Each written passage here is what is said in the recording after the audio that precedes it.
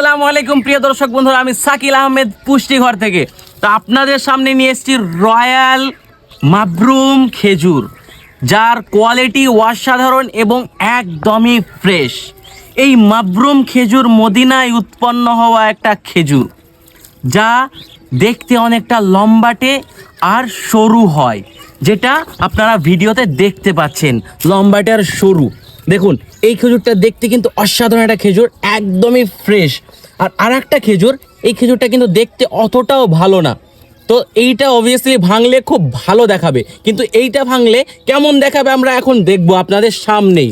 এটা ভেঙে এটার ভেতরটা কীরকম, এটার ভেতরটা কতটা ফ্রেশ এটাই দেখবো।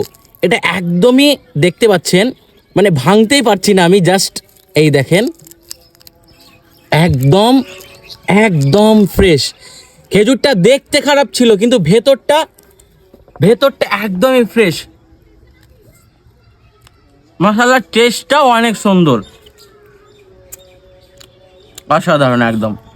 তো এই যে ভালো আর খারাপের মধ্যে আপনাদেরকে পার্থক্যটা দেখালাম, তার মানে ভেতর বা বাইরেটা খারাপ হলেও, বাইরেটা দেখে খারাপ লাগলেও ভেতরটা একদমই ফ্রেশ। আর এরকম ফ্রেশ খেজুর আপনারা অর্ডার করুন, আপনাদের বাড়িতে পৌঁছে যাবে ইনশাআল্লাহ ইনশাআল্লাহ ইনশাআল্লাহ ইনশাআল্লাহ।